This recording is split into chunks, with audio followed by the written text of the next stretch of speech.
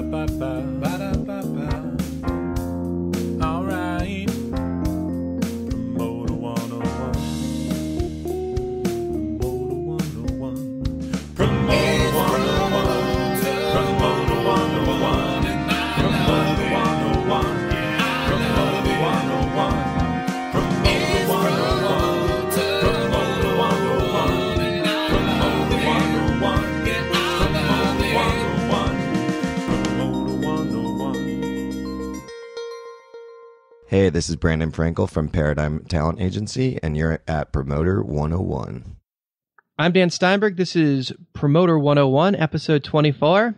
It's going to be a humdinger, Luke. We have an amazing podcast for you this week. First, Paradigm's Lee Anderson is going to be talking about changing the game, followed by AEG Presents from the UK. Toby Leighton-pope will be sharing his point of view of the industry, and then RCA's Nick Light sits down with Dan at South by. Plus, we've got Greencopper's Jeff Goodman is moving us to all the mobile apps and the news of the week with our friend Dave Brooks. This is going to be a fun week. If you have any questions or comments, email us at steiny@promoter101.net. Hi, my name's Ed Bicknell, and I'm Promoter 101, and I'm in room 24-something, and I've got an inside leg measurement of 32 inches and a cup size of 31A. The first leg of Promoter 101 World Tour is coming to an end. April 19th, Toronto. You're up next on deck. We're coming to Canadian Music Week, and we're going to do the full podcast live. We're taping it for you friends that won't be there, but we're going to be featuring Golden Voice's Elliot Lefko and UTA's Jack Ross. Shit's gonna get real. And if you missed this first leg, don't fear. We're going to be announcing some more appearances soon. We've got a few things in the works we're about to announce, so stay tuned, especially if you're in Vegas or San Fran.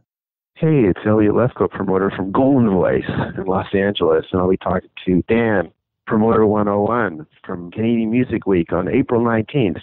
So sharpen your skates and smell the ice. We'll be rocking on that day. It's time for the news of the week, and we're joined by Amplify Media and Billboard Magazine's Dave Brooks. Luke, thanks for having me. Excited about all the things that are happened in this last week. Why don't you tell us what's been going on? This week is lineups gone crazy. We saw a bunch of lineup announcements, including the big one, Lollapalooza in Chicago, with Chance the Rapper, Muse, and Arcade Fire headlining.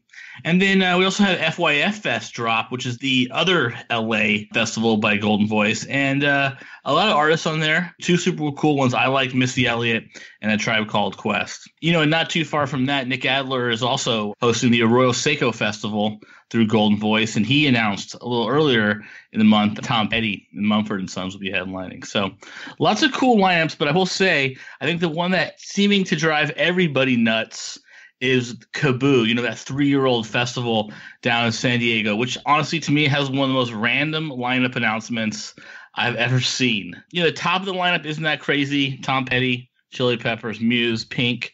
But there are some acts like down the bill we just haven't heard from in a while. So that includes Alanis Morissette live, who reunited with their original singer Ed Kowalczyk late last year. And then Michael McDonald's on the bill. Now, he's been actually doing some other festivals, including Okeechobee in Florida, so that's not that surprising.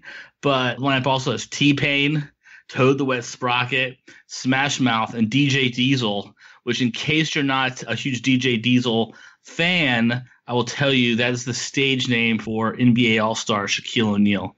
So quite an interesting lineup there. I think Consequence of Sound called it the most random lineup of the summer.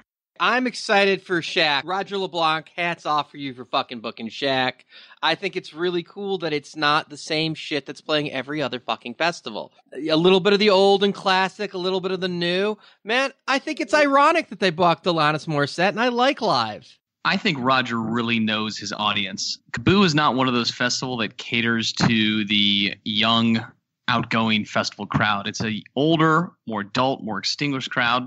Last year they had Jimmy Buffett, Aerosmith, Jack Johnson. It's clear that Roger knows who he's buying for. And I got to admit, getting Pink on a lineup anywhere, you rarely see her on festival bills here in the state. That is a huge get, and she's not really deep in most of the circuits this year. I do want to knock Muse, who is making the festival circuit seemingly this year. There's Bunbury and Lala and a bunch of the places they're performing at. That will not be a great show. I have zero understanding as to why that band is headlining festivals. Huge draw, but the show is just absolute shit. I can't believe that people still book them for festival headlining slots. Okay, hold up a second, Luke. Muse is amazing. I can't wait to see how they bring their huge arena production scale to a festival stage. I think that's going to be a challenge. So I'm looking forward to that. I also think you're wrong here. The production of Muse is amazing. I think they're an amazing live band. I think it's going to be interesting to see them scale that full arena production tour that they've got down to a festival stage. So we'll see what they do with that. Also, Pink. I think she's about to run out and do a whole full release here, but Pink's production is so amazing and over the top that it should be really fascinating to see how she takes her full-scale arena production where she does that acrobatic aerial dance production where she's going from one side of the stage to the back part of the arena and then across again. I can't wait to see what she does on a festival stage. What about you, Dave? I'm still trying to figure out why Pink added an exclamation point to her name in place of the I. I'm hung up on that. So in terms of the production, I'll deflect to you, the expert. I don't care how she spells her fucking name. I think she's fucking hot, though. Oh, totally. And I want to tell Luke, by the way, Muse, that is the best three-piece prog rock band since Rush. So I'm super stoked to see them play anywhere. Fair enough. What else is going on out there, buddy? So breaking news, we got a hot story today. Frank Productions is merging with Majestic Productions out of Madison. So you got two independent promoters in the Wisconsin capital coming together under the Frank Productions banner. The Majestic guys add the Majestic Theater and the Blue Note in Columbia. And, keep in mind that Frank Productions, they are opening up the Sylvie in Madison and recently purchased a saloon. So, pretty cool for them to go from really having no venues in their hometown to three about a year and a half. Scott and Matt bring some epic coolness to what is already a massive company. Larry and Fred Franks have a great system in place, and with NS2 and Seymour Presents and Tad, it's like they got something good going on. So good to see those independent spirits and those entrepreneurs rocking it out of Madison. Congrats, guys. Big year. By my calculations, with Bowery sold, with AC Entertainment sold, Frank Productions has got to be one of the, if not the biggest indie promoter in North America. So the House of Blues Anaheim reopened earlier this month, and it's finally out of the grip of Disney, who seemed to get in this bad habit of vetoing the acts that were allowed to play the Orange County venue. The whole veto thing started as an effort by Disney to keep a handful of death metal bands and groups like Nashville Pussy away from the downtown Disney destination. But the number of asking vetoed started to spiral out of control, and it led to the exclusion of anything that was punk or electronic or hip hop. At one point, House of Blues wasn't allowed to host the Wu-Tang Clan. So now House of Blues Anaheim has moved across the street away from mouse politics, and they're starting to book some great acts again. Last week, I saw Jason Isbell perform there. Taylor in my office caught the Kills on Monday. And if you're looking for a family-friendly show this Easter, Tech Nine's playing the House of Blues Anaheim. So who knows? Maybe you can go from doing an Easter egg hunt to some hardcore gangster rap. So a bit of a shock this week over at Billboard, with two of my direct bosses suddenly resigning to accept jobs at Variety, which is launching its own music vertical. Shirley Halperin and Jim Swad have worked at the company for a number of years and led the business team, which I'm a part of. I know management in New York is working on finding replacements, but I can tell you that losing both of them at the same time was a big deal, not just at Billboard, but in music circles. I think this speaks to the strength of music journalism industry in general. We're seeing acquisitions across the board, not just by Penske Media Group and Variety, but certainly Irving and everything that he's about to step into with Oakview Group. It's an exciting time. Is this talking to the strengths of where this business is headed right now? Or is this more lending itself to the fact that they just didn't want to work where Dave Brooks is at? Impossible. Everyone loves working with me. All joking aside, Prince's supposed to be dead. So how are these people jumping from bunk to bunk? And how is this continuing to move? Is it just such a rare thing to find someone that can write intelligently about music? Well, a lot of it is digital media. And I'm sure that Variety will be putting most of its music content online as opposed to being in print. And, like all music jobs, when you're looking for people that have the 10, 15, 20 years of experience, the pool of talent isn't that big. All right, so everybody's jumping from bunk to bunk, and clearly everybody's moving up in the world there. So hopefully Larry LeBlanc gets in the game and gets a big paycheck from one of these companies. What else is going on, Dave? So we got news on Oakview Group this week, guys. They've struck a marketing deal with Walmart. This was negotiated by Narrative, the marketing arm of Oakview Group. It's a 3-year agreement said to be worth $40 million for 21 arenas. The deal is especially significant considering Walmart has not historically been a big player in sports marketing. And the Sports Business Journal broke this story, and they're reporting that besides the access to the 70 million people that pass through the 22-member Arena Alliance in Oakview Group, the deal also calls for the facilities to feature Walmart, as the official big box retailer with activations during halftime performances and breaks and things like that. So interesting to see that Oakview Group is delivering a big sponsorship package, its first one after much fanfare with its launch in November 2015. I don't know, man. I just don't see Irving Azoff hanging out at Walmart. The picture just doesn't fit in my head. What about you, Luke? Yeah, I can't see Shelley shopping through the home goods department of there, picking out $9.99 prints of some shitty artwork. It's just not there for me. So, hey, guys, before I let you go, I got to ask you, you're 6 months into the podcast. You got 23 episodes. How has your life changed since launching Promoter 101? Well, I think Luke can talk to this too, but every time we go anywhere in the industry, people are asking if we're recording this as if we're walking around with the studio like hidden in miniature or something from them, like it's a hidden camera show, which the studio is a pretty big thing. You'll notice it when you have a microphone in your hand, you'll know it. I certainly get questions about how much we're doing this on first take versus how much is editing. And we have a pretty brilliant engineer, Evan, who makes us sound way better than we are at this. Dan and I are pretty good on the cuff, talking to one another and bantering, and it sounds like a natural progression. Although I distinctively remember certain conversations that I think went really terribly, and we end up hearing the first mix back from Evan, and it sounds great. So part of it, too, is I think there's people listening to pull back the curtain, so to speak, on how we actually do this. We're not as great as what we sound. I can assure you 100% of that. We've got decent banter, but our skills aren't that great. Dan, you get questions like that? I think a lot of people are trying to figure out how to do it. There's also that thing where you go to things like South by and you realize that people you've never met before are listening. And I mean, thousands of people have listened to the podcast now and, well over 1,000 a week. It's just an interesting thing to meet these random faces that we don't know. It's one thing when people we know in the industry that are listening, but the random people that we never knew existed that are coming out saying they've listened, and we're like, oh, okay, that's interesting that you're learning something, or somebody's quoting something from the podcast in context during a panel or an interview, and you're like, oh, wow, we're a source. It's kind of weird. I feel like we're a source, like in as far as like Donald Trump quotes sources for like news things, like we're sources for the music industry for like when people hold those things up. It's the same kind of shit in my mind. Fake music news. Or alternative fact music news. So have you identified any groupies or fanboys?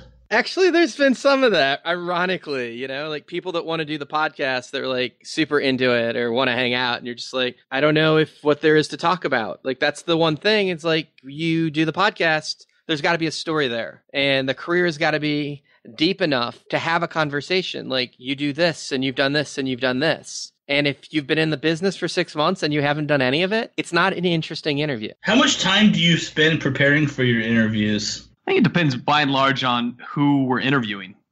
Dan's got really deep relationships with a lot of these things, whereas exchanging back and forth a few of these things, he can probably speak to the length and the depth of interview preparation better than I could. But for some of these people that are completely new to me, it's a lot of time reading articles or digging deep through the cachets of the internet to find not just like the headline snippets from a Billboard article, but like, a Larry LeBlanc All Access interview that's got some stories to it. So I look to pick apart those pieces and look for the narratives that can be a great storyteller kind of hour versus trying to find where they were born and who they manage and where they went to school and all the standardized facts you could find on a Wikipedia page.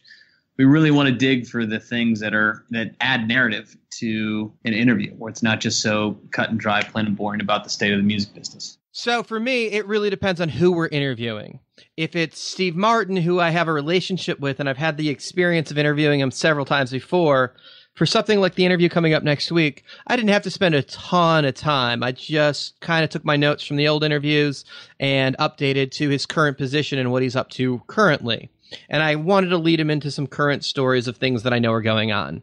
If it's somebody that we don't know so well, there's definitely some digging that you want to do because you don't just want to be asking the same questions. When I'm interviewing John Ginnings, I want to know about the Isles of Wight and want to have that conversation of what's it like to work with Madonna.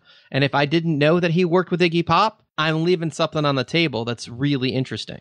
I think for me, the biggest resources are previous interviews or YouTube interviews of these people that have come through where they tell the snippet of a story and you can kind of tell that it may not be the whole thing there. The amazing part about giving somebody a microphone and having them open up is they'll tell you those stories too, which is an incredible part of the experience of recording this podcast, is getting to hear some just absolutely legendary moments in the music business that maybe only like 10 or 15 people have known before then. So to that end, I thoroughly enjoy the storyteller part and the narrative that are created and crafted through the interviews. So have either of you gotten yourself in big trouble with anything said on the podcast? Actually, I did, and I'm not going to say who, but one of the bands I work with listens, and I made a joke, and it was actually taken out of context, but it got me in trouble and backfired. The manager called, the act was like tweeting about it, or not tweeting, but messaging about it, and you learn to say as little as possible about details of people that are going to get you into hot water and just kind of have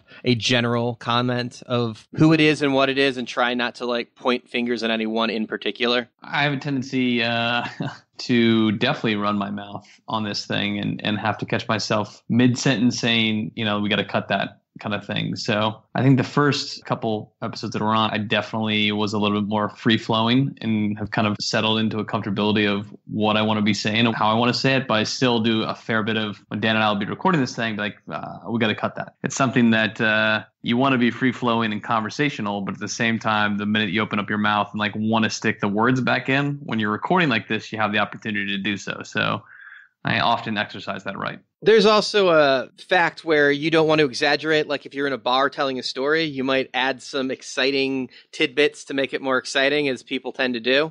But when you're on the podcast, people are taking everything that you're saying as fact. So everything we do say, we want to be true. And if we get something wrong, we'll correct it. Yeah, I've noticed that you guys issued a correction a few weeks ago. It's nice to see, you're exercising a little journalistic responsibility. It kind of gets lost these days in the media environment we're in. I think we both take that really seriously, that anything we say, we want it to be true or believe that it was true when we said it. So if there was a mistake that was made, and we've had a couple of them, we've wanted to go back and clear that up. It's important to both of us.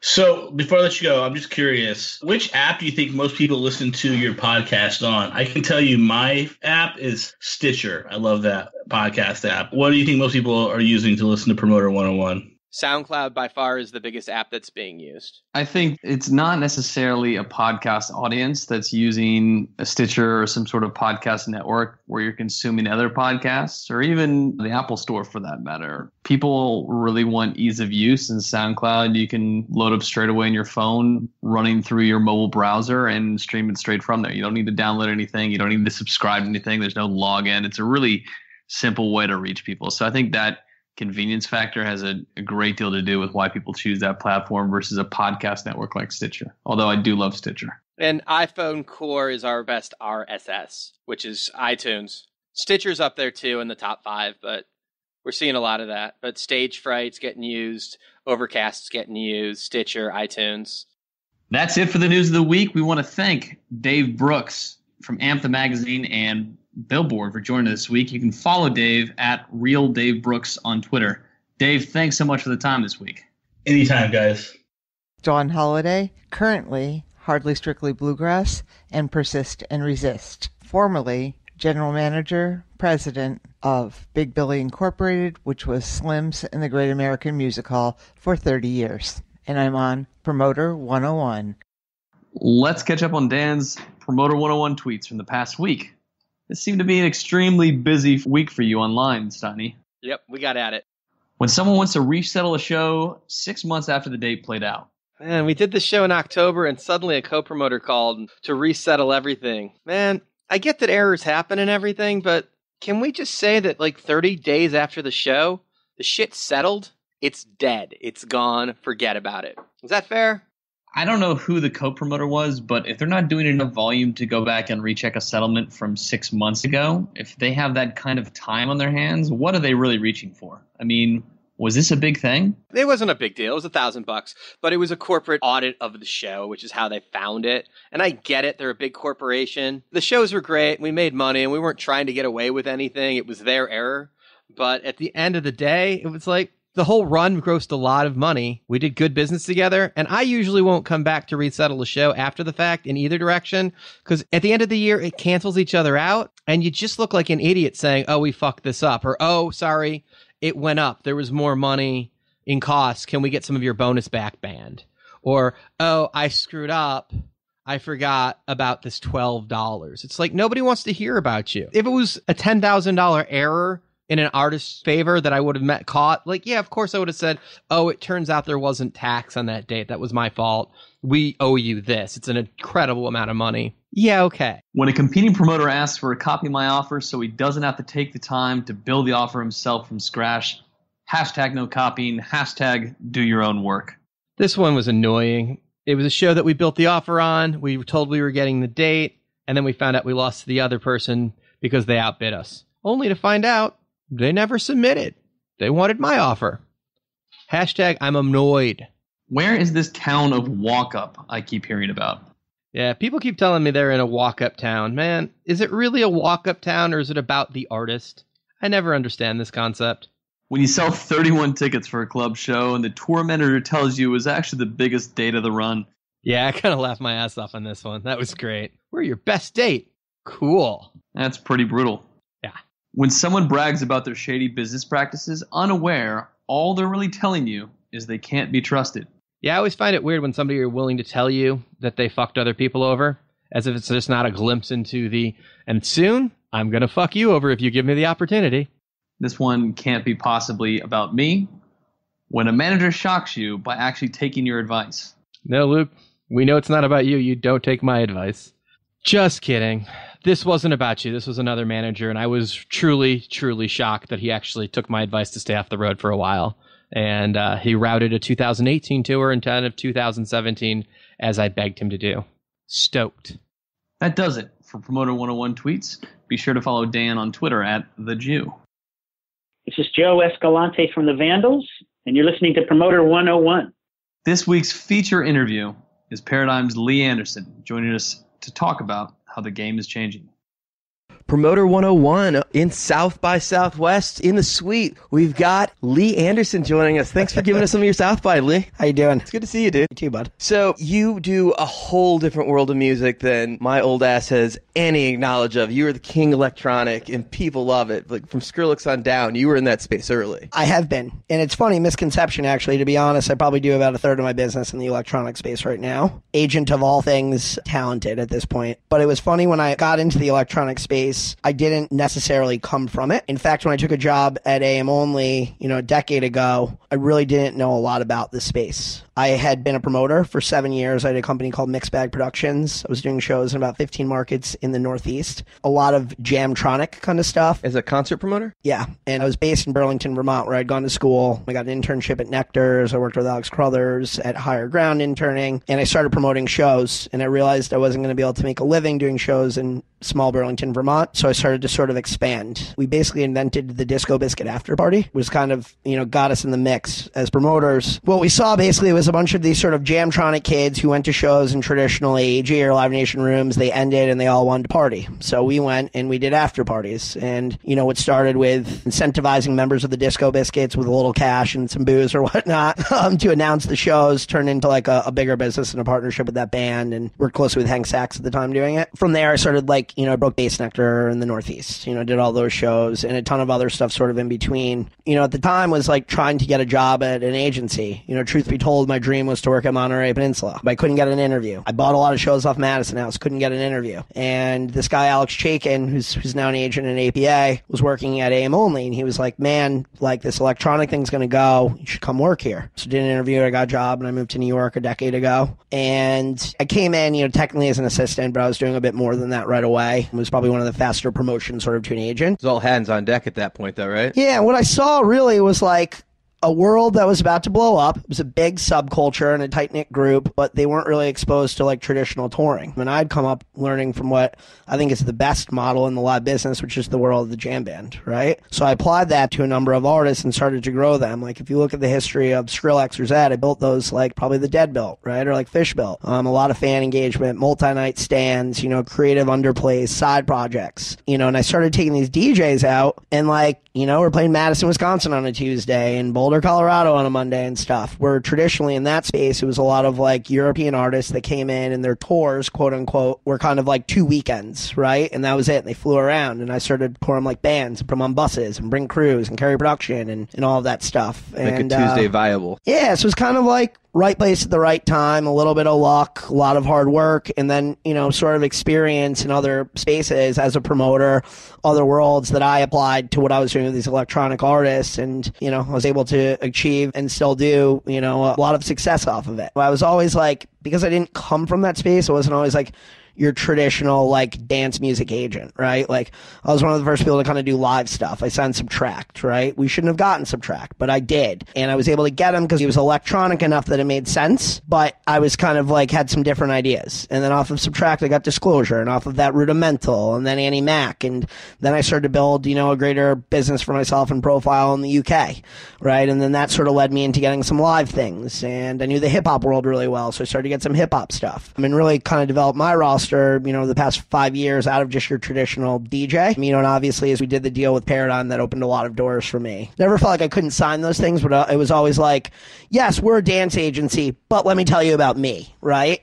Whereas Paradigm made it easier to sign those things because I do it as a partnership. And now being in Paradigm, it's like, nobody's like, oh, you're an electronic agency, right? So that's allowed me to kind of sign a lot more Stand and do next a lot to Marty more. Diamond, Tom Windish, and Jonathan Levine, and Fred Right. and Dan. It makes life a little easier. Right, and so many of those people are my heroes, Like, I remember when we were doing the deal with Paradigm, I was like, you're kidding. Like, Chip Hooper was my hero. Jonathan Levine, Dan Weiner, these were people I really looked up to, right? Marty was somebody I looked up to, and I'd worked with Marty through AM Only because we had a strategic partnership that went back to Little Big Man days. So I gotten to know him, it was amazing. And then really the official Paradigm thing, meeting all those guys that came out of Monterey. And then the Windish thing was incredible. I've always been really friendly with all the Windish guys. So that was just like, oh, awesome. We're all on the same team now. So you guys toured Skrillex a couple of years ago where you did do multiple night stands in every city, right? Yeah, well, we started this thing that was called the Takeover. The reason the Takeover started was we needed to figure out what I was doing in New York and LA. I'd skipped those markets with the intention to do something in packed places, I don't know, 5-6 years ago. And I liked everybody. And I wanted to play all these rooms. Like I loved the Bowery guys and I wanted to play T5, but I loved Roseland and I liked Jason Miller, so I wanted to do that, right? So sitting there, and actually Josh Klein, who was an agent of the agency group, it's still at UTA and had worked with Sonny, knew him. A lot of metal bands. Yeah, and we were friends, because Sonny Skrillex came out of that world. And we were friends, and I was literally talking to him. I have to give him credit for the inception of the idea. He was like, why don't you give it to everybody? And I was like, okay, cool, I could do 3 shows. And then I turned that into like the Takeover, and it became like a bigger thing. Okay, let's start with a small room, let's scale it up, let's set after parties. Well, part of it was to do something creative. Another part was to be political and give everybody the show that I wanted to give it to, right? LA was tricky. It's like, I want to work with Golden Voice, I want to work with Insomniac, I want to work with Hard. Okay, well, here's a way for everybody to get in on it. So did everybody co-promote those shows, or did everybody I would get their give own everybody rooms? their own show, Okay. right? And then we had some centralized marketing that we handled, but it became these like huge spectacles in these cities, and you had a big impact with it. So certainly we didn't invent the concept of it. The Grateful Dead took over Broadway for how many shows, right? So like we didn't sort of invent this, but like it was played upon that and kind of put our own twist on it. I remember when we did the New York one, we partnered with WSC and we sent invites where people went to the store and they were blindfolded with these custom Skrillex blindfolds, and they had no idea where they were brought. They were taken out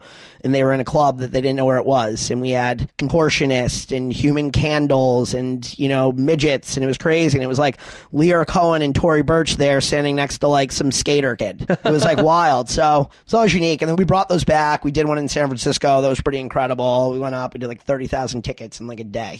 Bill Grahams and Foxes and Warfields and Mezzanines, and it was wild. And getting all those guys to play nice together, huh? Yeah. When it's who wants it more, right? Like people are willing to play ball if they really want the artist, right? If they don't, they might tell you to fuck yourself. So, it's each artist and situation is unique to itself. But yeah, that was some of my favorite things I've ever done professionally as an agent. Creative for sure. As you've moved up in the world and done more touring, it must make it easier having the guys at Paradigm who do way more bus tours and production on that level to have his resources. Yes and no. Look, what I love about Paradigm is that the depth of agents that we have there is superior to any other agency, in my opinion, right? I'm not going to sit there and say, okay, we've got more arena acts or stadium acts than anybody. We don't necessarily. But, if you look at, the depth of Duffy McSwiggins and Kevin French's and Sam Hunt's and Jackie Nowpants and Aaron Pincus's and Paul Morris's and Marty Diamond's and, on and on and on and on.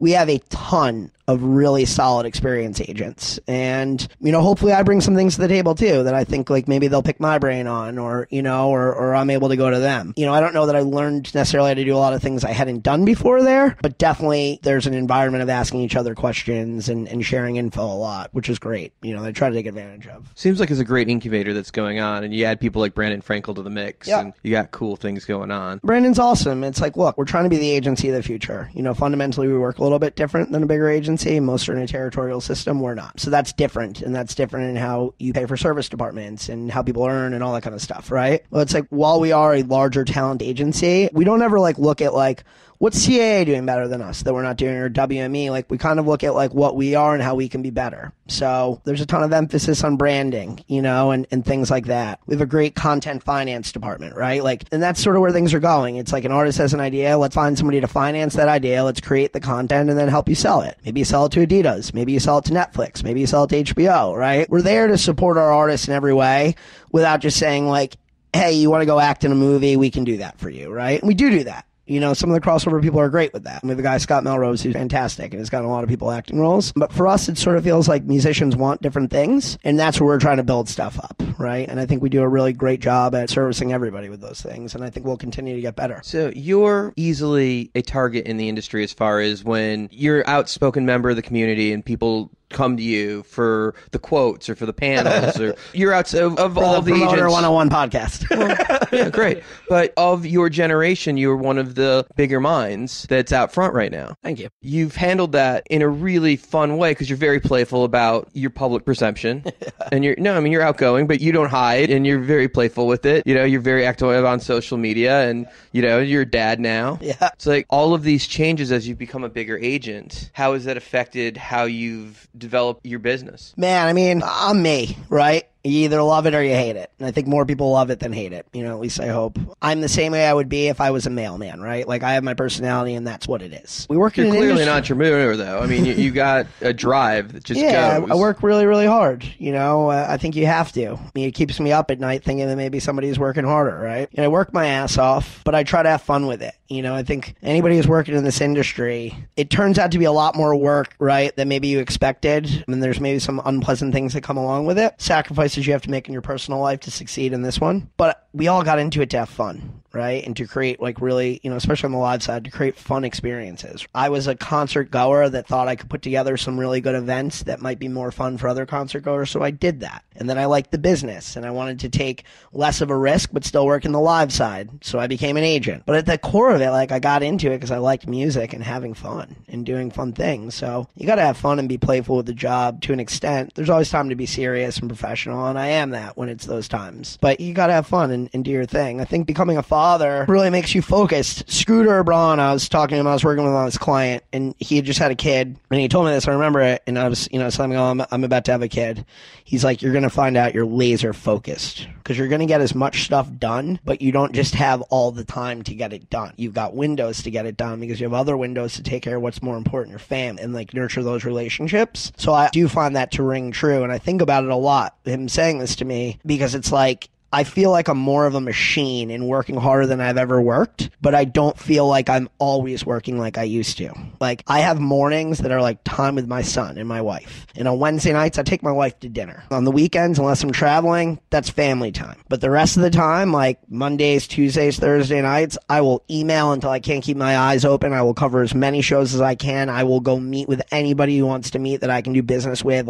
I will see managers that are important to me. If my artist is in town, I will go to their hotel room and hang out, but I'm focused with it, and it's not all the time. In pre-kid, it was like all I ever did was look at my phone or check my emails or take a call or swing a deal. I don't live that way anymore, for the better, but it doesn't mean I work less, if that makes sense. I'm just more focused. Becoming a dad's made you a better businessman? 100%. It's an interesting point of view. It's been fun to watch that transformation over the last couple of years, and just your pictures online have changed from, the baseball cards or the toys that you've gotten, which you still post a little bit, but the pictures of your kid, you're way... Still a big kid, yeah. The smile on your face is way bigger with the pictures of your kid. Totally. Which is fun to watch. Yeah, it's great. But it drives me to work hard, too, I was talking to somebody earlier today about this. It was like, before I was working for me, to validate me, to do what the naysayer said I couldn't do, right? Whether that's a relative who said, this isn't a good business to get into, or a friend from high school is like, you're not going to make it in that world, or whatever it is. Well, that guy's a dick. Totally. A lot of them out there. But those things really fueled me. And I've achieved more than I thought I would set out to do. And I hope to achieve more, right? But I'm not just working for me or to validate what I'm doing anymore. I'm working to provide for something else and to create a life for somebody else and to leave things for somebody else. And that's a different way to work. And the stakes are a little bit higher. I'm telling you, I'm working harder than I've ever worked in my entire life. I'm more passionate about what I do for a living than I've ever been in my entire career. I didn't expect that at 35, right? I didn't expect to kind of have this fire kick in. I thought I could never want to work harder, or I could never be more driven. And I realize now that I am. Okay, so that's interesting. It's like, you're clearly passionate about the business, and you always have. As long as I've known you, and I've known you socially for years, you've always been very excited about the music that you're into. Now, you don't just represent acts for the U.S., you've got some of them for the world, right? And a lot of the electronic stuff is huge. I do 90% of my roster for the world outside of Europe. Some of them, sometimes if a European agent has signed something first, they'll do Australia and Asia as well. Everybody in North and South America. At AM Only, I talked to Paul Morris, started the company, and Matt Rodriguez, and we were kind of like, ended up running things together, and we were kind of Paul's brain trust to an extent. I said maybe 5-6 years ago, I said, listen, this dance shit, it's going to hit a peak of what we can do. We can't create more cities. We can't create more venues. We're killing it everywhere we can. If we want to grow the business, we have to take a larger market share of the globe. And we're in a place where we don't have a language barrier between music. What's popular in London is popular in New York, can be popular in Tokyo, can be popular in Buenos Aires. There aren't necessarily vocals that stop that. You don't have to translate like the Beatles have to translate every album. It's global, and it's cheaper to tour. Bands can be very challenging to tour internationally because of the gear and the personnel and people you have to fly around. DJs, it's generally 2 people with a backpack, right? So I saw a real opportunity there to grow. And it felt like if you were a North American agent, you signed somebody for North America, and then you'd maybe get South America, and that was it. It was sort of like, why? Why aren't we signing things in Asia? Why aren't we signing things in Australia? Why aren't we doing deals in Africa? We have a time, zone change just like anybody in Europe does, right? We have a greater understanding of the global business than just the person who books the shows in Australia. We can put the whole picture together. And that's when we really kicked it up a notch. We do a tremendous amount of business internationally. It grew the company in a big way, grew the way we thought. That's something that I will say coming into Paradigm. I think we came in and we're like, we book our stuff everywhere. And I think you see more people there now, like, whoa, we can do that. I think when they bought AM Only, they're like, great, we got the dance thing, check that box, right? But what they didn't understand with bringing us in, and they did quickly, was that they got some really good business savvy people, some really smart businessmen who really knew how to run an agency. And where it looked like, oh, we'll come into Paradigm and figure out how the big boys do it, it wasn't like that. Like, our ideas and viewpoints were just as important as theirs. And the same things that came in with Windish was the same way. You got to really value the fact that they actually didn't trump, you work for us, we own you, now do it our way. They listened. Not at all. Which takes a bigger mind to do. Totally. Look, I have this thing like this pod system that I went to Paul, and I was like, look, here's how I want to grow my team, and this is going to be the system, and I need to hire another employee, and this is why, and here's going to be the ROI on that person's salary if we do it. And Paul sort of let me do it, and it was working well, and it became sort of the model for AM Only. And I remember Chip calling me, and he was like, I've got a booker. And he goes and high fives me. I'm like, huh? He's like, I've got a booker. He's high fiving. And then it clicked. I'm like, oh shit, you're changing the way you work. You, who are probably the greatest agent in the history of the business, as far as I can tell, right? You influenced Chip. Have adapted this thing that I have that I had to explain and sold you on, and you're high fiving me. Nothing to this point in my career has validated my ideas more than that moment with the high five. Okay, right? That's awesome. And that's really how we work. And, Windish working the same way. And that's helped really develop our systems throughout the company for the most part. So the team has been adapting that, huh? That started at a moment. That's super cool. But yeah, as Windish guys came in, they're wicked and have great ideas. I mean, Sam Hunts and Steve Goodgolds and Toms, and they have some brilliant, talented people there. And it's been really fun to sort of like pick each other's brains in a sort of a retreat type setting, where you're set away to figure out how we're going to shape things. And that's a big merger. That's a big roll up of a lot of people. And that didn't happen overnight. That was years of sitting in war rooms with, grids out and, whiteboards and markers and like, how are we going to do this and how does this fit together? And, I think we've built what is, in my opinion, the best music department in the business. And I truly mean that. I'm not just like tooting our own horn. You guys have built something very cool. And, I talked about it earlier with Brandon. With Coda being part of the team now, and does that help you guys open up Europe in a new way? Obviously the company, because they're huge there. But with you in particular, with your roster, is that something that you're taking advantage of? And are you co-opting stuff with them? Look, everything we've done starts with the people, right? And that started before me. Like Monterey, they came in, they felt like Sam Goris was their people, they did that deal. They then felt that Marty Diamond and Larry Webman and Jonathan Edelman were their people. And then they grabbed Kevin French because he was their people. And they got Matt Gallagher because he was their people, right? And these pieces came in, and AM Only were their people, and Windish were their people. Coda are our kind of people. They're entrepreneurial, they're savvy, they got great taste, they like to sign things early, they develop artists, they build them, they build long careers. They're just like us, right? We have the same DNA that runs throughout us. Jonathan Levine always tells me about this DNA, this Monterey Peninsula DNA, that you can identify that we all have, right? It's the same DNA. And they have that DNA. Does it help us out? Yes, they're the best agency in Europe. They are kicking ass. Do we force everybody to work with them? No. Like, we have a strategic partnership with them. We think they're wonderful. We'd love to make introductions to you, but like, I think other agencies are like, you come with us for the world or you don't. We don't work that way, and neither do they.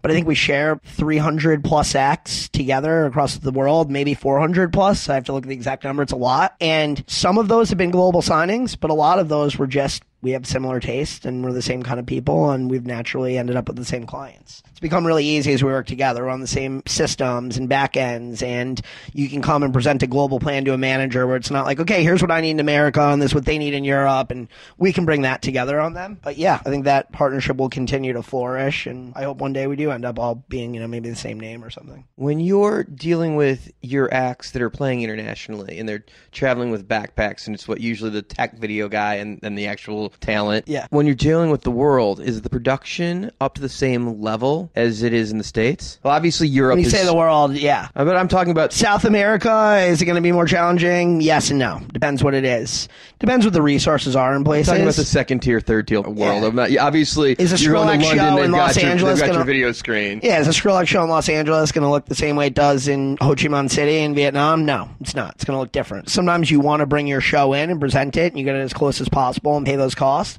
Sometimes you want to go and tap into what they have there. And maybe you don't need to have a spaceship going up and down or a big wall of LED. Maybe that doesn't matter as much, and it can just be about a smaller show in the music. It doesn't look the same everywhere. There's different challenges with it. Is that something that the artists have grown to understand, or is that a process teaching them? Totally. Different artists are different people. Some people love South America. Some people hate it. Some people love Asia. Some people hate it. Some people like America, and some people hate it. Every artist has different opinion on what they like to do or where they like to be. Now, I got to imagine of most agents, you probably get hit a lot from people trying to get in the business or try to get advice. You're a very public figure, and you're younger, so you seem easier to approach. What's the normal advice you give people who are trying to get in the business? Be prepared to work hard and start at the bottom. Do everything that it takes. Don't be afraid to speak up or share your opinions or share an artist you think that's great or point out something that somebody older could maybe be doing better. I really value young people. I was one. I'm not that far removed from being a super young kid. And I think that sometimes the youth get overlooked, but I think really they're like your biggest strength at any company because their fingers on the pulse of your target generation for the most part. I try to fight a lot for the young people at my company because I've been them. And I also try to remind them that, like, hey, what you're doing right now, like, you might not make a ton of money, your hours might be tough, you might be bored doing ticket counts. Like, just remember that every person here started the same way. I actually used to tape handbills to the men's urinal at Higher Ground in Vermont for Alex Crothers. So we've all run around with a staple gun and done our ticket counts, right? But don't just sit back. Nobody gave me anything that I have. I took it, and I took it in a respectful way, and I built it myself. And I didn't do that by being quiet and just waiting for my turn. I created my turn, but I was also respectful in doing that and didn't try to, like run before I was walking. What are the acts that you're developing now that you think people should be checking out? Jacob Banks is incredible. He's a soul singer from London. He was born in Nigeria. He's on Interscope. He's having an amazing week here. He's here? Yeah. He's had a very, very big week here. Toured with Leon, was out supporting her, just did a Gibson thing, played Okeechobee, which is his first festival here a couple weeks ago. Doing a bunch of festivals this summer, big fall tour. He'll be playing arenas before it's all said and done. He's fantastic. Kato is a young rapper that I represent from Orlando. Super exciting. Kind of a Chance the Rapper kind of vibe. Very colorful, playful, but can rap his ass off and is wonderful in coming up. I've booked him everywhere under the sun this summer. Be hard pressed not to see him at a festival or something. Wheat Thin is a really cool producer I'm working with. Just signed a deal with Atlantic Records. He's great. He's 17. He's from Chicago. Signed him when he was still in high school. Had to wait for him to graduate so he could start touring, and he's done that and done some real hard ticket business. Yeah, 24 Hours, Made in Tokyo. I mean, I got a lot of good stuff here. We're doing a lot more kind of in the hip hop space, and I've had a lot of those artists down here this week that I've been working with. What's the one thing that talent buyers do that annoys you the most? I hate when they just want an artist because they know the name, but they haven't like looked at it or brought a creative idea to the table. They just want the show because they should have the show because they've heard the name. It's like, what's your plan for the show to make it different? What's the growth for you? Like, I don't want to hear why you want this show in the 500 cap Where's club. the added value? I want to hear how you're going to take that 500 cap show and turn it into 3,000 tickets and what that timeline looks like and what the strategy is for the market and how you're going to do something a little bit different. Makes a lot of sense. I want to thank you so much for giving up some of your time during South by Southwest. Steiny, you're my dog. This is fun. I'm glad I got to do this. Promoter 101 at South by Southwest with Lee Anderson. You got it. Thanks. Man. Lee was an amazing interview. Had a blast hanging out with him at South by. Steve Strange, X-Ray Touring, Promoter 101. Our second feature interview this week is from Dan's trip to London during ILMC. He sat down with AEG Presents, Toby Leighton-pope, who shared his point of view about the music industry. Promoter 101, we're at ILMC. Toby, thanks for joining us. Appreciate taking the time. You're welcome. It's good to see you. Your family's a dynasty here. You were literally at the conference your dad started, right? Yeah, he didn't start it, so he's just very loud. And so I remember, I think it started 29 years ago. I'm 40 this year. And I remember Dad going away at weekends with the ILMC. And when I was about probably 13, 14, he used to take me. I used to be able to stand in the corner. And he'd sneak me in. I remember one year he just said, stand next to Harvey Goldsmith. He's loud. And so I just stood next to Harvey while he shouted at people. But back then it was very So it small. rubbed off. That's how you became a promoter? You stood next to Harvey? It was contagious? I'm not sure you can rub anything off Harvey Goldsmith. I hope not. You might want to see a doctor for that. Okay, and literally when you get the email for the updates from the conference, it comes from your family's name. Is it your sister? No, it's nothing to do with us. A guy called Pope has nothing to do with us. We're Leighton-popes. He's a Pope with no relation. No relation. So Andrew's running around. My brother Andrew's here. My brother Jake's at CAA.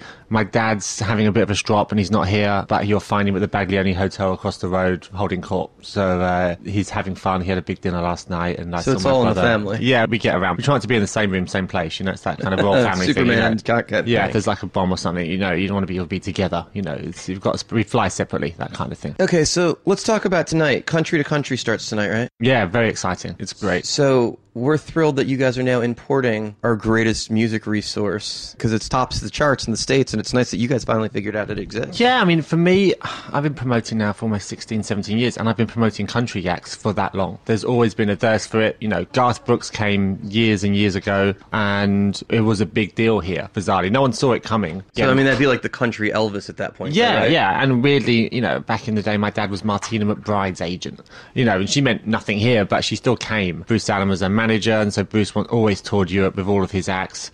My dad was the agent, so I kind of knew not what was going on in the country scene, but you could tell there was a little taste for it. Mid-80s, 90s, there was a little bit of a country dancing scene here, bizarrely. It was like a keep fit. Like the line dancing things at the that was bars? here. But now the modern day country bands, you know, they're classic rock and roll bands, really. You know, and even some of them here, they don't take the banjo, they don't take the fiddle, and they're just a normal rock and roll band. When you take those two sort of moments away from them, Keith Urban's toured here before, he tours as a rock and roll band. You know, he doesn't tour as a country act. Yeah, it's a pretty high energy rock show. Yeah, and so we've been doing great with country music for a long time. It's great now we can kind of put a label on it and expand it, because before it was, you'll see the crowds now, before you just literally turn up and find a load of Americans in cowboy hats who happen to be in the UK, and now it's a big thing in the UK, and we can translate ticket sales into actual airplay and record sales. actual streaming numbers, and it'll grow bigger here. But they're solid business here. They're really solid business. So the acts are touring not just on the country-to-country shows. It's your way to introduce them to the market, but they're actually coming back on their own and doing it. Yeah, I've been touring Lady Antebellum for 3 years here. I've been touring Dixie Chicks for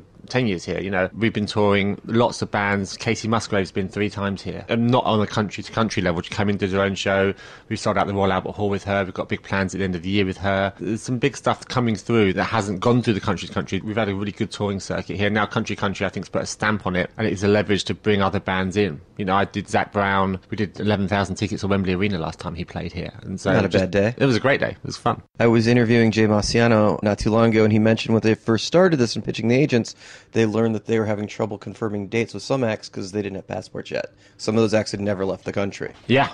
I mean, seriously. That was a real problem. And they couldn't do that quickly because these acts actually started to have to do the process to make sure they had passports to confirm dates. We have to respect what those guys do in America, and the country acts make so much money through the summer. June, July, August is huge for them. And so we can't build a country-style festival here because that's just taking them out of the US for one weekend, which just kill them, So we have to kind of keep on off months and try and figure out when to get them here and try and grow a bit of Europe. It's happening in the UK, a little bit in Ireland, a little bit in Norway, bizarrely, a little bit in Holland, but trying to grow into other markets, it really is non-existent in some markets. There's still a lot of growth here. So you do the Dublin C2C as well? Yeah, we're partnering all of that, yeah. Does Louis Messina's brand from the States, does this partnership play into working with you guys over here to bring some of those acts over? Yeah, we love Louis. I've met him quite a few times now since... You've met him and you love him? Yeah, he's hilarious. Clearly you're a promoter. You're obviously full of shit. He's a character, and again, I go back to it, I don't want to be boring. I grew up with those guys, and they're fucking funny, man. They're cool. And, he's a personality, yeah, for sure. And the thing is, once you get rid of those personalities, once it becomes about business managers and just contracts, Louis got a flair, and what he does is, and you speak to his clients, they love him. They really love him. And you certainly don't want to piss him off. I haven't pissed him off yet. Hopefully not yet. Some of the other brands that AEG brings to the table, is Golden Voice have an appearance? Or we have a Golden Voice brand here, and we use it for certain kind of acts, certain kind of clients. It works really well. We've got some really cool kids in the office who really like it and think that it brings another arm to what we can do. Steve Home and I started running AEG Presents in the UK in September, and we pretty much do a broad spectrum of lots and lots of bands. And the AEG office here is pretty cool, actually. They do way cooler bands, I would say, than probably Steve and I do the whole spectrum. So using the Golden Voice brand, I can then use socials and I can then use marketing in a specific way, so we can package bands together and promote them easily together, rather than saying, here's an ad with Kenny Chesney on and Disclosure. You kind of go, doesn't... Yeah, it's cross-branding. Yeah, it's weird. It kind of doesn't work, So the Golden Voice brand is a great vehicle for us to do that. Now, is Tillette molding that brand and image? No, we spoke to Paul a couple of months ago, and he's cool. I think we have to be respectful of the brand and respectful of Paul and what he's built with it, and so we wouldn't disrespect it by taking the advantage of it. And also... So Kenny G shows won't be popping up on the Golden Voice website? No. Although we'd love to do some Kenny G shows. He's huge here. Is he really? No. It wouldn't surprise... We were with Ollie Rosenblatt last night, and he was talking about Burt Baccarat is doing amazing business here. So I will believe anything you guys tell me now. We buy all kinds of shit, yeah. It's like a whole nother country. It is like a whole nother country. Recently, the whole company just rebranded from AEG Live to AEG Presents. Yes, it's exciting. It's the new logo. Is it a new email address? It's a new email address. It's my third in 12 months, which is fantastic. It's great. I kind of leave that to the American guys. I think we're going to have a big announcement, sort of a more of a press announcements coming up. We're really excited about it. We think it's I think it was a Bullstar this week. I think it pushes us the way we're going, and I think it kind of all of our brands come together under it really well. Are all the brands changing? Is there no more Concert West? Or? No, I think they're keeping their individual brands in certain places. So, because they are, the Golden Voice brand is a unique brand. The Bowery Presents brand is a new brand. I don't think you'd want to badge those just yet. Yeah, I can't imagine you'd want to pay all that money for the Bowery brand and get rid of it so quickly. Yeah, it's the best name out there. It's great. You guys have got some pretty unique brands. I've never really understood the Concert West versus AEG Live thing, which I'm sure is more of a Meglin question. He's across the road. I can see his hotel room from your window, actually. So yeah, he was supposed to be with us this morning, but he's a bit under the weather. He's under the weather, yeah. We could probably shout at him. I'm meeting him just this afternoon. The Concert West guys, Paul and John, have just been doing this forever and have a model and have a memorandum that works for them, and there again, you go back to sort of the Louis way. They have a way and it works. You see them with their clients and there's a real honest partnership. And I believe that AEG owns Concert West wholly, but having those two running their Concert West division, it's theirs. And I think there's something quite proud about guys wanting to keep ownership of that name because they're proud of it. Although they're AEG guys through and through, they're good guys. Yeah, I mean, clearly their office to Jay's office is a quick run.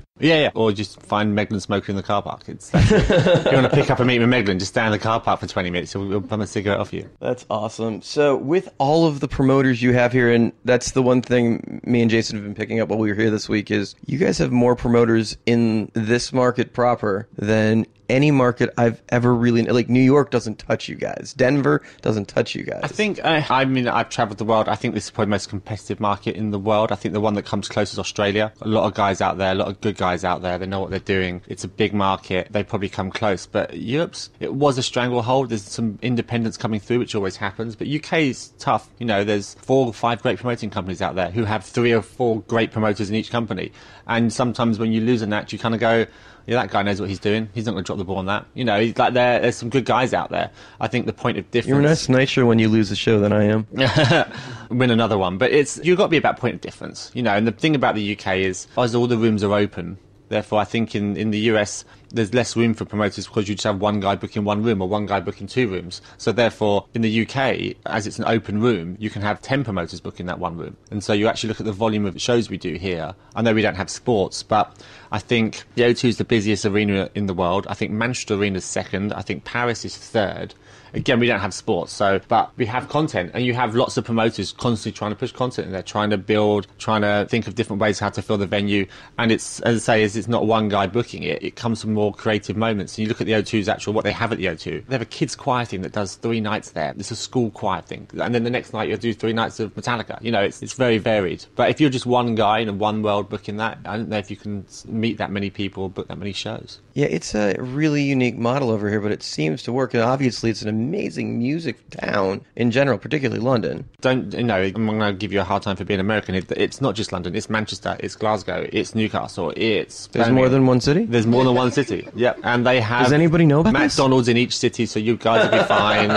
And Starbucks, definitely. You know. No, and so it's a... Congratulations, you're now the 51st state. Yes. It's a music country, you know. We like to think we started it, although we stole most of it off you guys, I think. But it's very competitive. Our offers are very strong. We make big offers because you have to be in that game to do it. But I think the point of difference is marketing. I think what you can bring to the table, what else you can offer, how you make a plan for the band to build it. It was quite interesting talking to you guys, being independents. I didn't know there were independents in America, but welcome. That's why we're here. It's important to get out the word. Let me ask you about things that aren't here that we have. There are no sheds here. No. And you literally have the guy that designed the sheds. You've got Louis and Jay on the same team running your company, and it would seem like a natural given that you guys are opening properties everywhere that those investments haven't happened.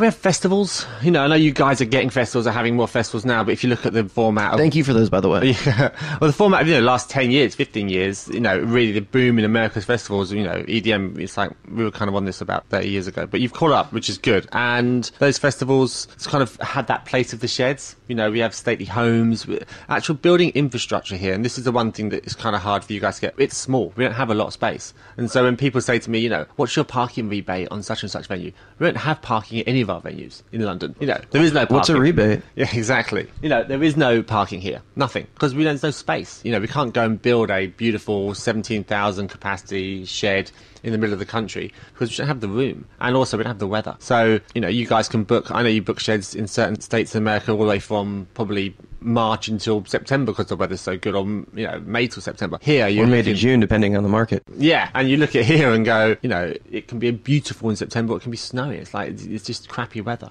so we don't want to be outside. But there are a ton of shows at Wembley every summer, right? Not a ton, 3 or 4, 4 or 5. That's a bit. Wembley Stadium. That's it. Yeah, we do 6 in Hyde Park. I mean, this is the beauty about London. So I've got the Killers going on sale in Hyde Park for a Saturday night, and U2 announced they're going to play Twickenham Stadium the same night, which is probably in miles about, I would say 12 miles, maybe 15 miles away. I mean, maybe like 9, 10 miles. It's not that far away. But, U2 doing Joshua Tree is obviously going to sell out Twickenham. It's a huge ticket.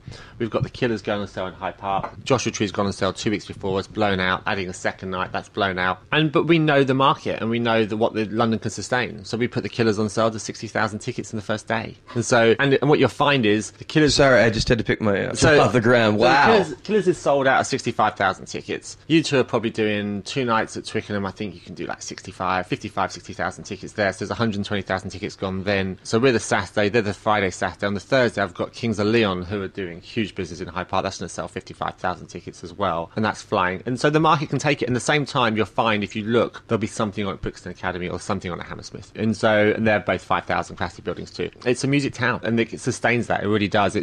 I'm always surprised when you sort of go to LA, you kind of go, there's one thing here. There's never a plethora of big shows going on. It seems like here, history is more respected than it is in the US, that bands will literally play where the promoter wants them to play, and if they don't go to the promoter doesn't have to deal at the venue, they'll work around that venue. Do you find that still the case? I heard you say that I was listening to your podcast this morning. I was doing some homework, and I heard you say that. I don't think you've quite got that right. In the UK and in Europe, there tends to be a loyalty that if you've worked with a band from day one, they tend to stay with you. You know, in the world of global buys now, it's kind of going. But there has always been that, you know, this guy's my guy, he's my partner. Because I think as we book bands from America, you need a guy on the ground who knows about Europe, who knows about, you know, I heard Tom Ridgestone talking about working with European agents. It's a different skill booking in Europe than it is booking in America. It's not the same currency. People go on sale different days.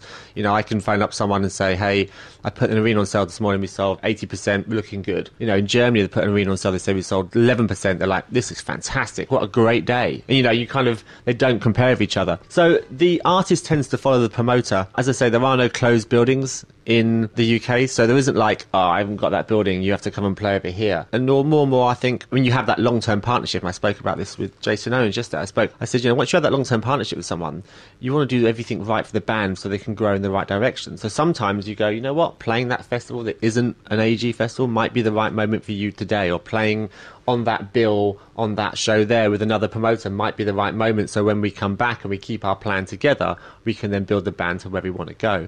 And so I don't believe that the promoter decides where the band wants to play. But there seems like there's a more active role in that game. No, I mean, the agency business is still really strong here. And probably, I think, some of the best agents in the world are here. And it's funny, Barry Dickens told me that last night too. Yeah, but, you know, they work harder. It's the block buy still isn't really in action here. You know, it's not a one-stop shop. There are different promoters in each market. There are different festivals. There are different plays to play. I don't believe that the promoter, the independent and the kind of local guys, they'll let you play anywhere. There's no kind of, oh, you have to play this venue. There is some kind of pressure from the bigger guys out there, but that's kind of their game. Okay, so where do you see the business going the next couple of years? Well, artists are starting to make money out of records for the first time in probably 10 years. You know, streaming's huge now. There's actually some income flow. Unfortunately, we're still going to be pushing ticket prices. You know, I think in the UK, we kind of have a little bit more British kind of thing of first come, first serve. You know, he was here before me, so he should get a better seat than I should get, instead of, I know, I find sometimes the American ways, I've just got more money than you, I should sit in a better seat than you. Oh, is that the American one? I've seen that happen. And so I love that you slipped that in. And so we still have a bit of a democratic way of buying tickets and selling tickets here. We're probably slightly underpriced. We buy some acts from America, and we have to sort of go for the ticket price that they're looking for. It's a bit tasty, and we don't mind that. We're okay with that. But what's going to happen is, I think people are going to want to sit in the first 2/3 of the arena and not the last third. And I see that a lot in America, where you'll see great grosses and no one ever reports ticket sales. You don't see that many full blown out tickets sold out on the big arena levels, because your arenas are big, but you kind of get those last 2,000 seats and they're like, we'll put them on the radio, we'll get rid of them this way, the last 3,000 seats. In the UK, percentage of sales is huge. No, we literally sell 100% of most tickets. Now, are you using discounting sites like Groupon to do that? No, not at all. It's, as I say, it's a queue system. You've seen us all around London queuing. We queue for everything. So if you 5 guys are in front of me, I should sit 5 rows behind you, and that's kind of cool with me. Obviously, secondary is coming in huge in the UK. It's been here for a while. It's very strong. With Amazon playing into that world? Amazon aren't in the secondary world, they're in the primary world, and that was going to be quite interesting with Amazon. They're just getting an allotment like some of the other ticket companies? Yeah, and again, this is the thing that kind of freaks you out, is that there isn't one ticket company in Europe. There isn't one ticket company in each venue. So if I rent the O2 Arena as a promoter, I get 45% of the tickets to sell where I want to sell them. 55 sit with the O2 Arena. Which is access, right? Access. But if I go to Birmingham Genting Arena, I get 25%. And their box office is called the Ticket Factory, who you've never heard of, who are just a small little ticket company who have the home box office. I mean, I can normally get a few more tickets out of them, but when I get my 25%, and that's all I get as a promoter to put where I want to put, and I'm also given to Access or Ticketmaster or SeatRave or the band's fan club club. There's not a lot to play with the manifest. So ticketing's a big deal here. It's tricky. So yesterday, actually, during the panel that Jason sat on with Stuart from Kilimanjaro and the guys from Royal Albert Hall, Stuart was talking about that his allotment sells out on the on-sale in the first 10 minutes. And theirs is just sitting there because their system isn't nearly as good for the shows that he's doing. Yeah. Because they're based more towards a symphony type audience or arts world, and he's doing some pretty cool fucking shows. Then their allotment's sitting there and he's gone, and he misses the snap. And what might get him to a second show if he had those tickets available to him. And he said that they were able to get more tickets to move over if they request it once it happens, but they missed that moment already. Yeah, Is that a problem here with that? Yeah, it's a problem. You know, it's about relationship. And if you've got decent relationships with decent venues, you can make a good argument and say, look, guys, I'm selling out. You guys aren't selling. Let's work together. How do we do this? You know, how do we... It's about a rebate. It's about their booking fee. It's about what they're looking for. And so you have to pay the freight on those tickets. Maybe, yeah, to do that. And it's also, unfortunately, instead of pointing people to where you want to point them, you might have to point them to the venue. You know, and so have that freedom. And that when you go to the band's website, you go to the social media, you can not point direct to Access, you can point direct to the venue box office. And so, again, it's a bit trickier and it takes a bit of time. But, you know, again, most of our promoters have 6, 8, 9 people ticketing partners, just constantly just working on figuring that system out. So it's amazing, yeah, the number of eyeballs you guys can get in front of on all of those different databases. So if you have a show at the O2 and they have Access and you're at 45%, who would you choose to give those tickets to? Access, you know, because they're my company. Okay, But- so does for a show that you do at the O2, is it 100% that goes through Access? No, I give some to Ticketmaster. You're crazy not to. You know, they're a huge ticketing company. And I'm So not... you're using all the marketing platforms that you possibly can, right? Because that's the advantage. Because as soon as you start playing, you know, inside ball, and as soon as you start being smart about this shit, you don't sell tickets. And as I say, the deals that I have, I've got no insides at all. I literally just live on my 90-10 or my 85-15. We still do 85-15s here, by the way. Americans, 85-15s. They exist in the UK. And cross. Do you do promoter profit? Whoa. Whoa, I just got hard. Yes. And so, you know, I only live and die in that 10%. That's my whole life right there. And if I want to keep growing bands and keep making bands bigger and helping them get there, I can't play inside game with that. You know, I can't be smart and cute. I just need to get to as many platforms as I can. If I can then sell more tickets, the band will get bigger. I'm going to make more money. They're going to make more money. It's a better thing. As soon as you start being kind of coy with the shit, it just bites you in the ass. And the bands don't like it either, but that's bullshit. You know, Access are doing some amazing things. We're changing that system as well. We're actually spending a lot of money on it. It's a really great platform. But Ticketmaster is the biggest ticketing company in the world. So we're going to use their marketing platform. You know, why would you not? There's the soundbite. Great. Been here 6 months. There's a trial period. Give me one more month for, you know, I get past my trial period. Toby, I want to thank you so much for taking the time and sharing with us. Yeah, it's good to meet you guys. Promoter 101 coming to you from London at ILMC. Thanks, guys. You don't often meet promoters that you immediately vibe with and feel are just solid guys. Toby is an inspiration and somebody I truly look up to and stoked to call a friend now. This is Rob Hallett from Robo Magic on Promoter 101. This is one of the first interviews pulling from South by Southwest. Dan sat down with RCA's Nick Light in Austin. With South by Southwest, I'm joined by a dear friend, Nick Light. Thanks for making time for us. My pleasure. Glad to be here. So, South by has grown and changed. It's amazing. It seems like the vibe of the street is actually nice and quiet. It's like South by Southwest light. It's still early. It is, but I think a lot of the people didn't get in because of the weather on the East Coast. Yes. Hearing you can still get hotel rooms. Well, by 10 o'clock tonight, the city will be packed. So that's when I know all the Sony staff is getting in by 10 this evening. That's the hookup. Yeah. So you're at RCA now. I am. You've got a historic past. You've had a couple of business cards as we go back. Yes, I've been exceptionally lucky. I mean, to be honest with you, it's been very hard trying to make my own way in this business being Rob Light's little brother. Rob Light works for CAA. Okay, I think I've heard of them. The Death Star. Correct. But many people would look at me, you know what, I don't want Nick around because he's going to pass information to his brother. Some people would give me a shot. It's been hard, and I got to make my own way. I've been lucky that I started in a nightclub at the Ritz in New York City. I got to tour manage some great rock and roll bands, and I've been lucky to go to some of the greatest record companies in the world and do artist development for them. I've had a great past. I'm very lucky. And you've also gotten to spend some time on the other side of the aisle where you've actually been on the road with a lot of great acts. I have. One of my prouder moments, I was the tour manager for Spinal Tap. So I didn't know that. That's fucking I awesome. need faith. So that was an experience and a half because what you saw in the movie is exactly how it was on the road. It was Spinal Tap. We had a great story. We were playing the Universal Amphitheater. Los Angeles. If you remember being in the building,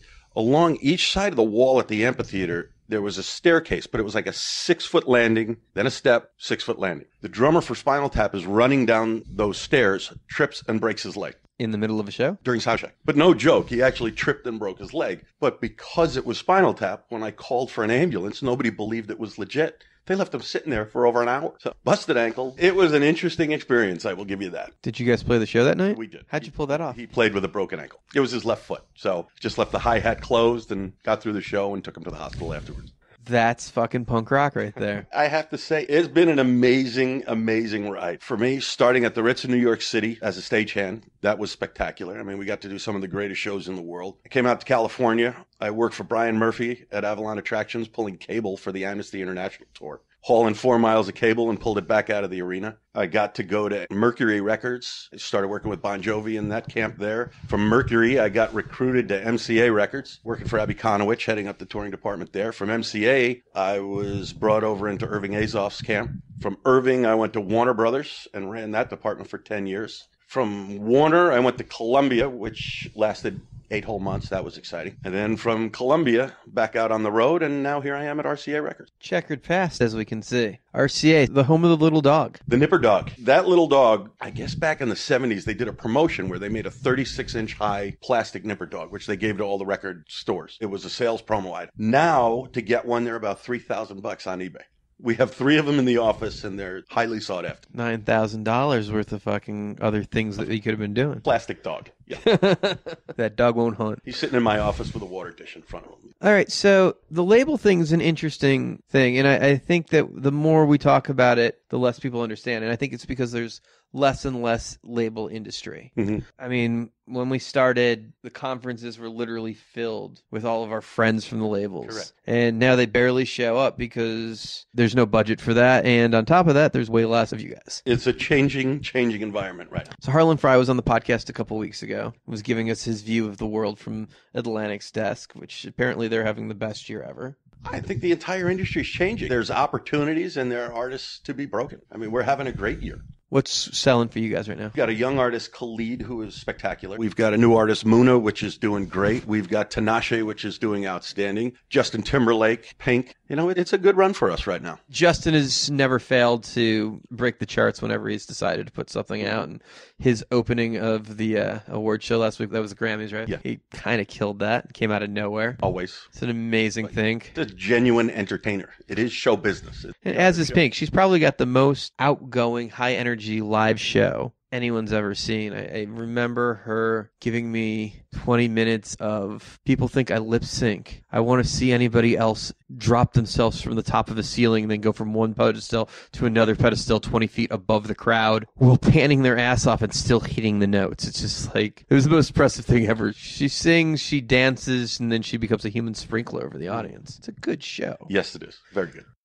So it's going to be a pretty general question, but I'm going to ask it. What does the label do in this day and age that everyone can just upload their own music to iTunes? We provide the marketing expertise you need to break a record. I mean, a record company still does that. Granted, we still finance a lot of the projects, but the marketing professionals we have, you know, work their ass off to get this done. It's not as simple as just uploading a record. I mean, anybody can do that. But to create a real marketing plan, to work a real video, to work a real tour, you need backing for that. So you're saying that they don't just sell? They don't just sell. It takes a team to sell a record. I mean, clearly I'm being a smart ass. But what's your day-to-day? What does that involve? My job has become different than what it was in the days of Warner and Columbia. It's become a lot more logistics-based. You know, the movement of all these promo tours, building these tours, getting the artists out there, the financial side of things, the budgeting. And a big issue now is the 360 deals, you know, because a lot of it comes from the touring side of things. A big chunk of my day is dealing with 360. Trying to get that money is not easy, but it's owed and it's a part of the contract. Well, that's something. I don't think the industry has actually really talked about that before. Right.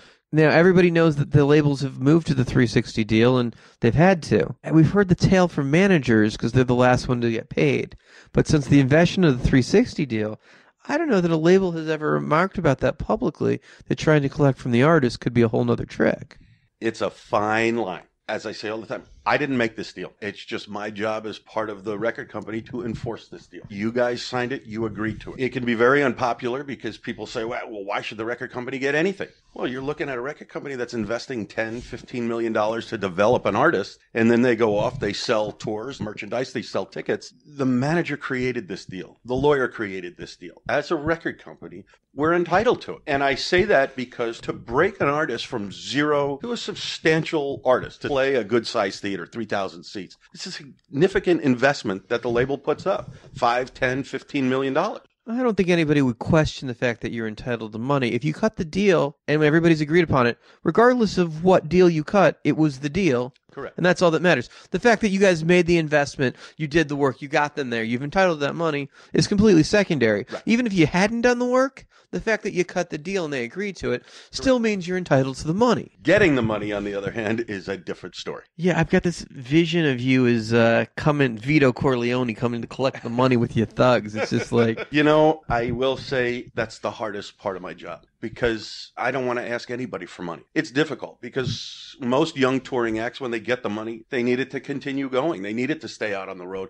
They don't want to have to cut 5 or 10% back to the record company, but it's a deal you signed. You have to pay it. It's part of the new world now. You have no choice. But collecting it is not easy. It creates a very difficult problem because I don't want to call a manager all morning asking to get paid, asking for money. And then 5 minutes later, I got to call him to work out a meet and greet, a favor for somebody. It's a very difficult spot to be in. So you make them wash dishes when they don't have the money? How do you? Because, I mean, artists don't tend to always be the most sound investors. No, it's a work in progress. And this is clearly not all of the acts. This is a handful of acts. Correct. I mean, there are some acts that we have who are outstanding. I mean, I get a check from them quarterly. They're spectacular, and you really want to work hard for them. Some of the artists you'll look at, you know they're doing well touring. You see what their sales are. You see what the ticket numbers are, and they don't want to. Okay, you gotta love the irony, though, and it just occurred to me, of the acts used to beg and bitch and have to audit the record companies to get their fair share, and now you guys have to go begging to the acts to get paid. Actually, the poetic justice involved with that is fucking incredible. I totally went over my head. I missed that when you first said it, but... I was hoping it would keep going.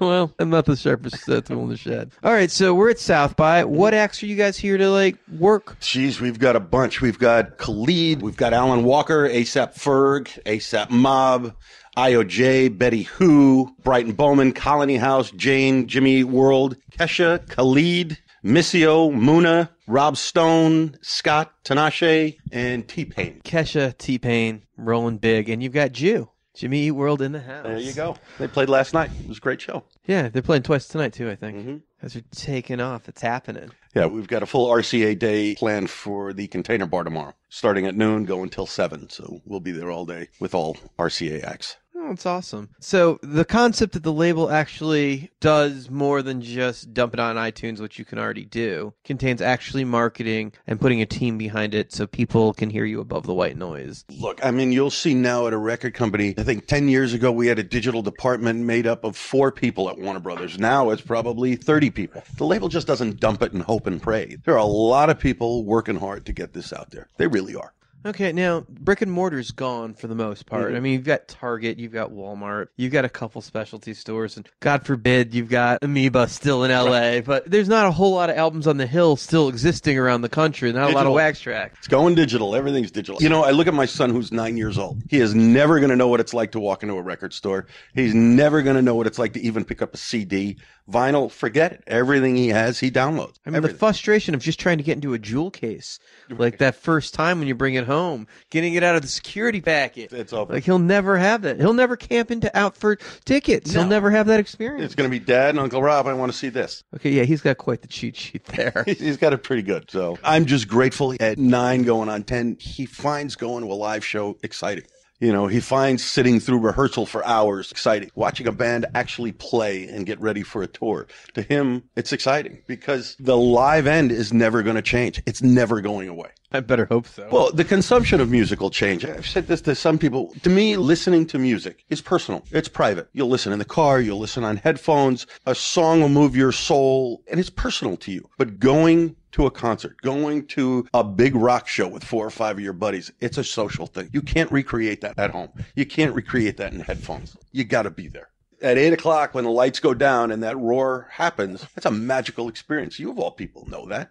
I love a live show experience probably more than anything in the world. I'm a little over the bands that just walk on stage with the guitar and don't acknowledge the audience as if they're a dude playing in a frat house or trying to work the girl in college dorm room. I like someone that brings a little bit of showmanship and, God forbid, a little production. I think it's a must. I mean, it's show business. You know, when you're going to ask $150, $185 for a ticket, you better provide a show. I mean, I think it's insulting for an artist to walk out and do 60 minutes, thanks, good night. Nothing happened. Nothing exciting. I mean, I think that's the one thing the industry is learning from EDM is you may just be one DJ on stage, but it's 7 semis of production and the lights and the sound and all of the extra cannons of production. It's an experience. You can't recreate that in your room. You can't. No, not with a hell of a lot of budget. That's the one thing I miss from tour managing, that live experience every night. That you can't recreate. Who are some of the actually tour managed besides Spinal Tap? I did John Mellencamp, Richie Sambora, some dates with Wilson Phillips. I did Pauly Shore during the peak of the Pauly Shore fame, playing 6,000 seats with the Spin Doctors opening up. I did the early stuff with Michael Bublé. Sorry, that's... You have to laugh. But I will tell you now, taking Pauly out on the road, that was at the peak of MTV. That was the peak of the Totally Pauly show. I picture Pauly Shore selling 6,000 seats a night. The Spin Doctors was the opening band for that tour. You know, but there is so a you're magic. Talking 93-ish, give or take, right? Yeah.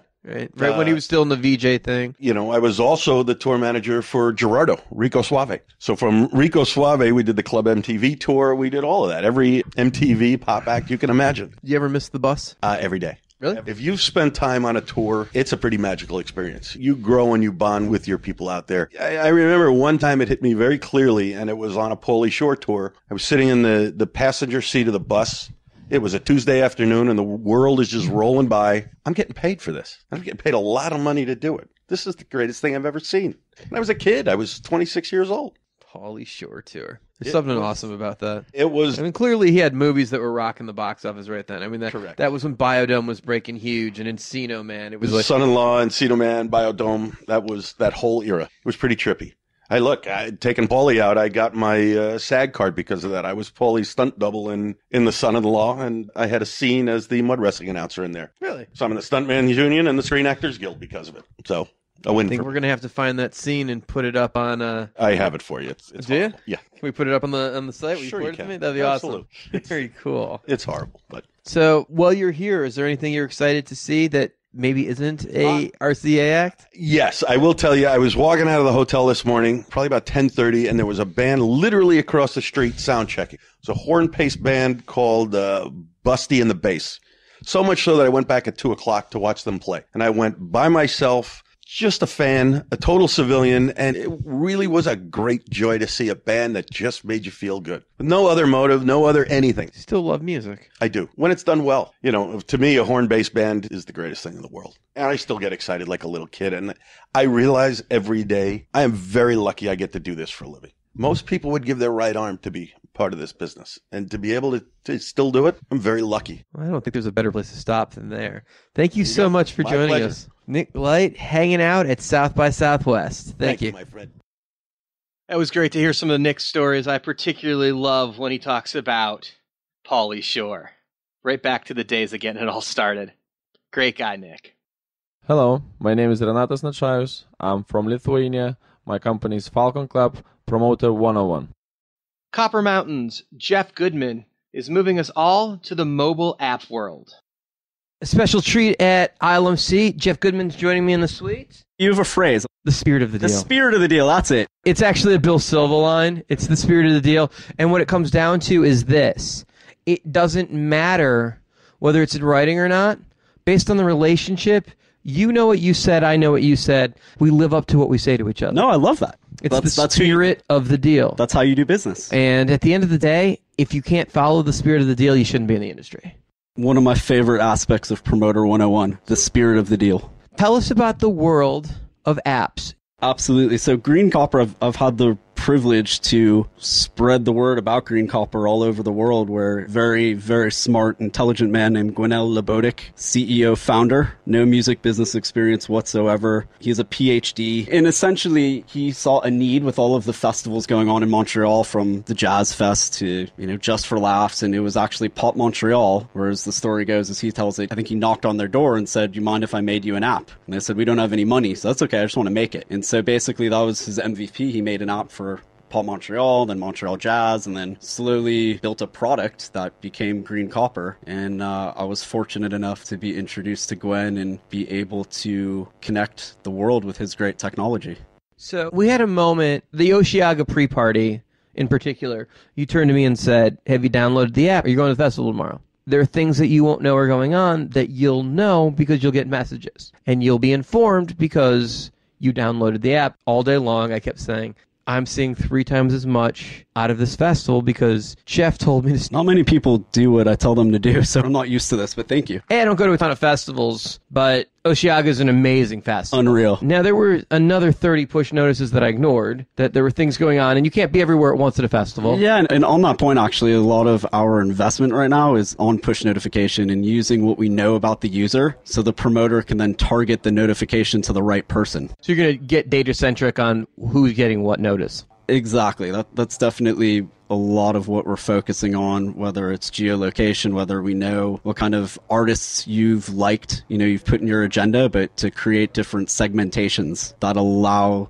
the promoters, instead of, because obviously as you experience, the push notification is one of the most valuable aspects of having a mobile app. There's no better form of direct communication. And so one of our objectives is to give the promoter the ability to send the right notifications to the right people at the right time. Okay, so who else are your clients besides Osheaga? Who else you got? We work with a lot of the Golden Voice festivals. Name drop for me. Coachella, Stagecoach. Those are some of their good ones. Hangout, FYF, Bumpershoot. Work with a lot of festivals in the UK, in Europe. Festival Republic, Live Nation, Latitude, Reading, Leeds. So let's talk about budget. If somebody wants to contact you and have you read an app for them, what kind of budget is realistic for a good app? So we have 2 platforms. We have the premium platform that, those kind of marquee, massive festivals that we just name dropped utilize. And then we also have a SaaS do-it-yourself product that starts at $2,500 US. Okay. That's basically an app builder. You upload your graphics, put in your content, and you get a really excellent app. And you can also use our CMS to put that content onto your website. So kind of a Squarespace for apps. Yeah, I think that's a fair way to look at it. And then if you've got real money and you want to roll it out Coachella style? It can go from 8K to 6 figures, just really depending on all the bells and whistles that you're looking for. Okay, so that's fair. But you can get into the space and have a workable app for $2,500. Absolutely. Okay, and then as you grow, you can put the bells and whistles and spend $150,000 and do it amazingly. Yes. And if people want to contact you to get an app? Jeff@greencopper.com. Thanks for taking time to join us on Promoter 101. Thanks for having me. It's a great way to pull back the curtain on the mobile app development world. It's great to see these things aren't just one size fits all. A fantastic interview from Greencopper's Jeff Goodman. Hi, this is Steve Martin, not the actor, not the PR guy, the agent from APA. I'll be on Dan Steinberg's Perpendicular, fantastic psychedelic Promoter 101 podcast from South by Southwest, Thursday, March 16th. Well, that's it for this week's Promoter 101. Coming up next week, my interview with Steve Martin at South by Southwest, also Italy's biggest independent promoter, Khalito Turata, and Ali Rosenblatt sits down for a quick interview, catching us up on what's going on in the UK, all next week. In the weeks to follow, our guests are going to include Martin Atkins, Rob Hallett, Ed Bricknell, Steve Zapp, Barry Dickens, Jason C. Miller, Paul Lohr, Ben Minch, Trip Brown, Joe Escalante, Dave Chumbley, Steve Strange, LEX, Brendan Frankel, and so many more. If you have thoughts about the podcast, or there's somebody you want to suggest we interview, reach out and let us hear about it. And you can email us at steiny@promoter101.net. And you can follow me at Luke Pierce and Dan at The Jew on Twitter. Be sure to subscribe to Promoter 101 wherever you listen to podcasts. And if you like it, drop us a note or tell a friend. Shit, even tell your enemies. Why the fuck not? We want to hear from you and let us know. If you missed any of the past podcasts, You can always go back and listen at promoter101.net. Past guests include Tom Windisch, Jamie Loeb, Tom Ross, Mark Katz, Kevin Lyman, Brian O'Connell, Stuart Ross, Jay Masiano, Wayne Forte, Mark Geiger, Bill Siddons, Andrew Druskin, Jim Runge, and Shep Gordon. I'm Luke Pierce, and for Steiny, thanks for tuning in and have a great week. You're listening to Promoter 101. This is Martin Atkins from Public Image, Killing Joke, Ministry, 9 Inch Nails. I got a Grammy, a big face. Fuck off.